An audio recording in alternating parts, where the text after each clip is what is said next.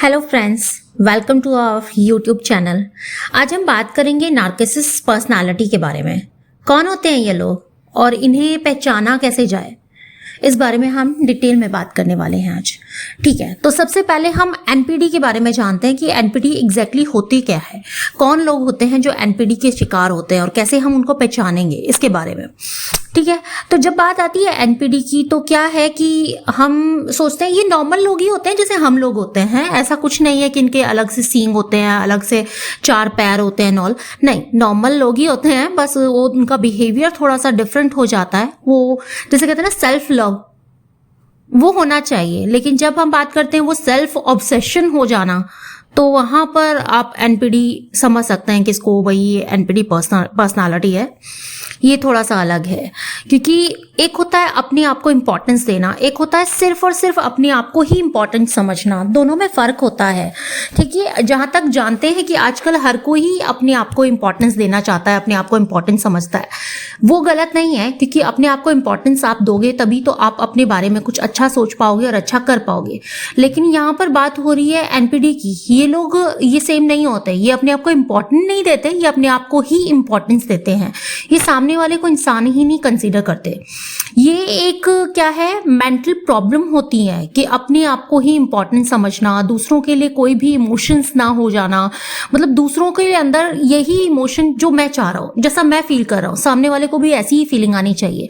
मैं खुश हूं तो सामने वाला खुश क्यों नहीं है? मेरी खुशी में उसको भी खुश होना चाहिए। अगर मैं खुश हूं तो उसे भी खुश ही दिखना चाहिए, चाहे उसकी लाइफ में कुछ भी चल रहा हो। वो क्या है कि अपने अलावा उसे कुछ और दिखता ही नहीं है। या फिर कह सकते हैं कि आज मैं सैड हूं तो सामने वाला क्यों खुश है, या उसके पास सैड होने की रीजंस क्यों नहीं है। इतना काफी नहीं है कि मैं सैड हूं। मतलब इस टाइप से उन लोगों की ना सोचने की तरीका होता है कि वो सिर्फ अपने आप के बारे में ही सोचते हैं और किसी के बारे में सोच पाते ही नहीं है। और इतना उनके अंदर मतलब दूसरों की इमोशंस को ना समझने लायक उनके अंदर इमोशंस होते ही नहीं है। ऐसे जो पर्सन होते हैं वो अक्सर क्या होते हैं, दूसरों के इमोशंस को और जरूरतों को हमेशा नजरअंदाज कर देते हैं और हमेशा खुद को ही इंपॉर्टेंट मानते हैं। ठीक है, तो इस तरह से आप समझ सकते हैं जब इंसान, एक होता है कि अपने आप को इंपॉर्टेंस देना, एक होता है अपने आप को इंपॉर्टेंस देते देते इतना ज्यादा वो अपने अलावा किसी और के बारे में सोचना ही भूल जाते हैं, तो समझ जाइए कि भैया बंदा एनपीडी है।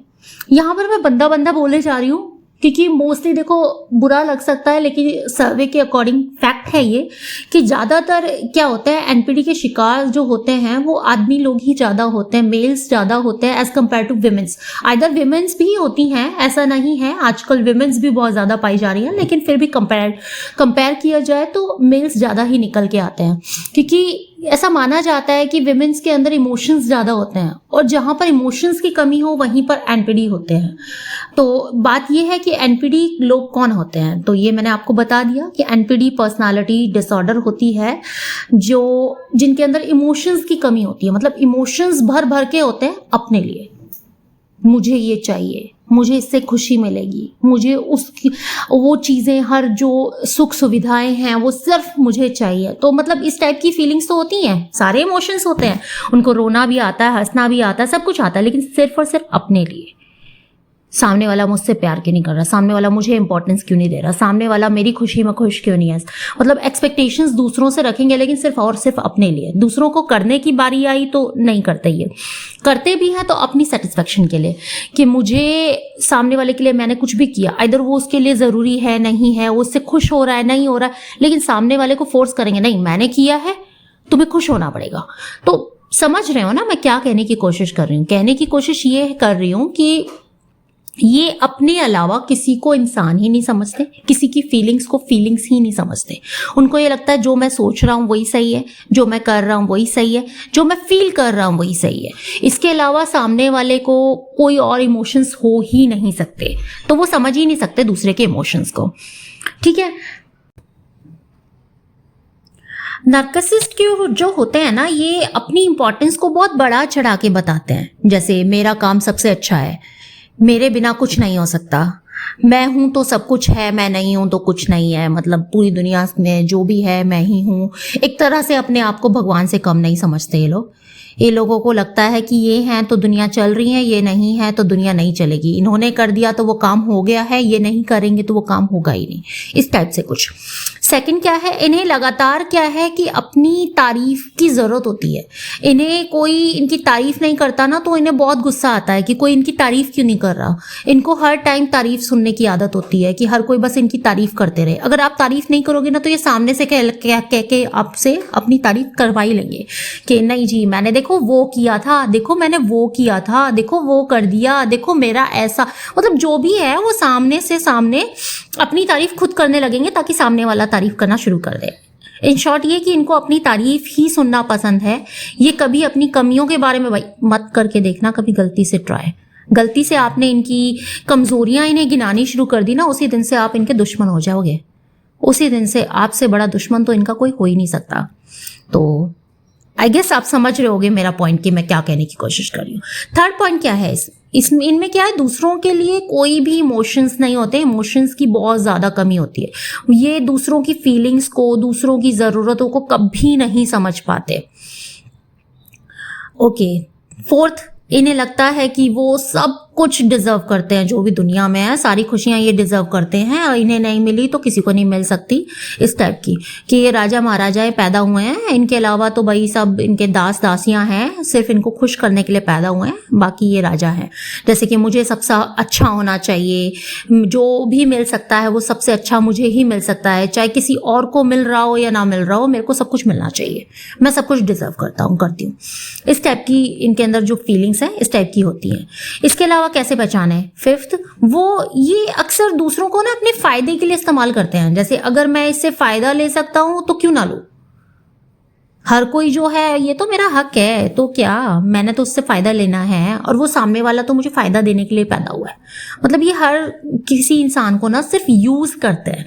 इनके लिए इंसान नहीं होते हैं, कोई रिश्ते नहीं होते हैं। इनके लिए क्या होता है, फायदा और नुकसान। इससे मेरे को फायदा है और इससे मेरे को फायदा नहीं है, इससे नुकसान होना है, बस इतनी सी कैलकुलेशन होती है इनकी इमोशंस की दूसरों को लेके। दूसरों की जरूरत इनको इसीलिए पड़ती है कि वो दूसरे इनके लिए क्या काम आ सकते हैं।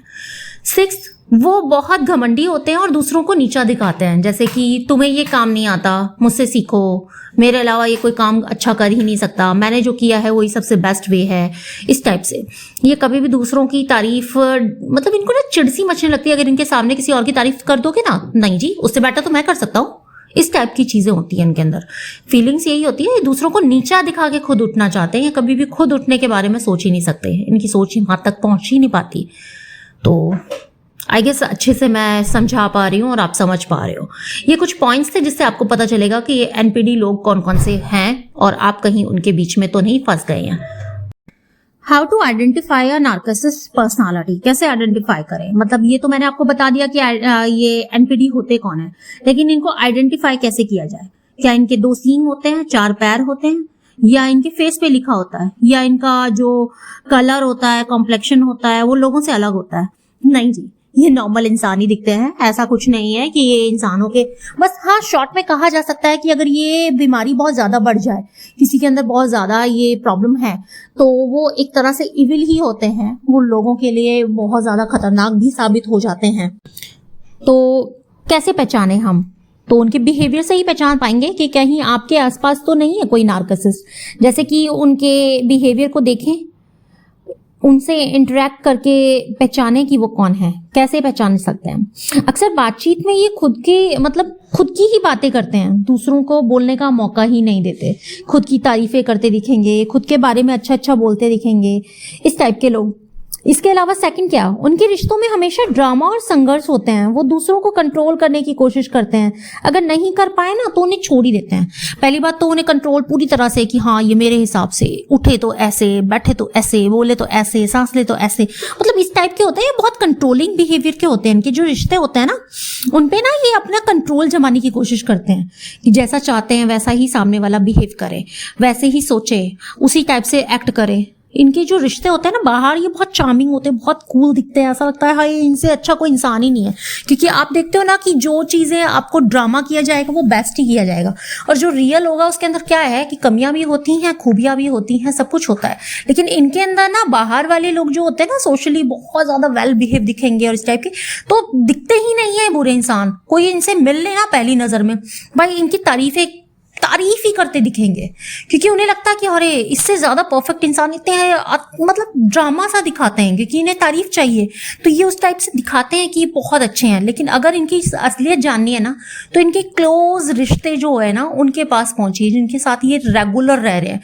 क्योंकि आप एक्टिंग एक दिन कर सकते हो, 2 दिन कर सकते हो, जिनके साथ आप रेगुलर रह रहे हो उनके साथ आप एक्ट नहीं कर सकते। तो उनको एग्जैक्ट पता होता है कि हाँ भाई ये कितना, इनके साथ ना रिश्ता निभाना बहुत स्ट्रगल करने जैसा होता है, कि बहुत ज्यादा स्ट्रगलिंग, मतलब आप स्ट्रगल कर रहे हो, आपको समझ में ही नहीं आ रहा कि ऐसा क्या कर दें कि सामने वाला खुश हो, और सामने वाले को कितना भी कुछ करते रहो उसको लगेगा अरे ये तो तुम्हारा फर्ज था, तुमने कुछ स्पेशल थोड़ी ना किया है।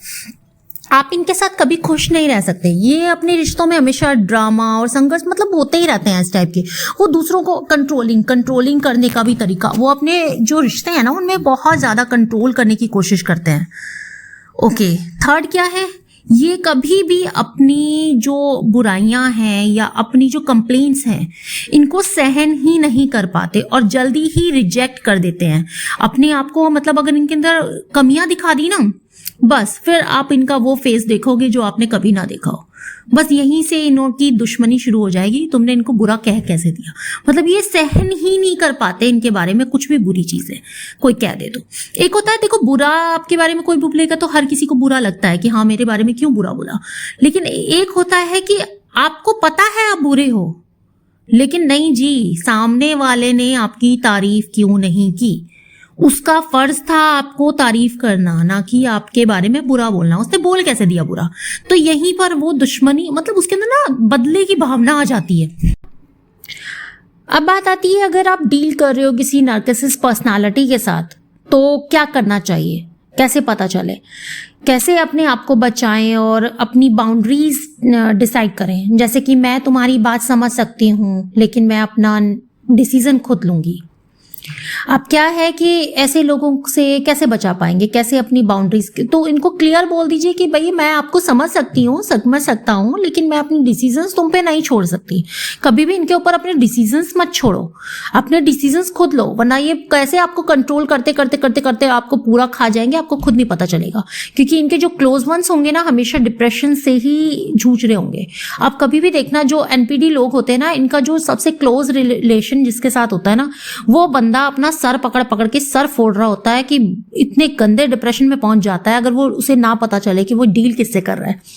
ठीक है, अगर पहली चीज तो मैं यही बोलूंगी कि अगर आप ऐसे पर्सन के साथ अगर आपको पॉसिबल है कि आप छोड़ सकते हो तो छोड़ ही दीजिए। अगर पॉसिबल नहीं है तो भाई अपनी बाउंड्रीज डिसाइड करें कि आपको कौन सी बाउंड्रीज हैं, कि इसके बाद आप सामने वाले को अपने डिसीजंस में इंटरफेयर नहीं करने देंगे। सेकंड, इनसे बहस में हमेशा दूरी रहें, इनसे बहस में कभी ना उलझें, क्योंकि वो आपको नीचा दिखाने की कोशिश करेंगे। जैसे कि मैं तुमसे इस बात पर नहीं बात नहीं करना चाहता या कुछ भी, मतलब हमेशा ना इस टाइप की चीजें यहीं पर खत्म कर दो। इन लोगों के साथ ज्यादा बहस में पड़ो ही मत, क्योंकि ये इनका कोई लेवल नहीं होता गिरने का, ये आपको गिराने के लिए किसी भी लेवल तक जा सकते हैं।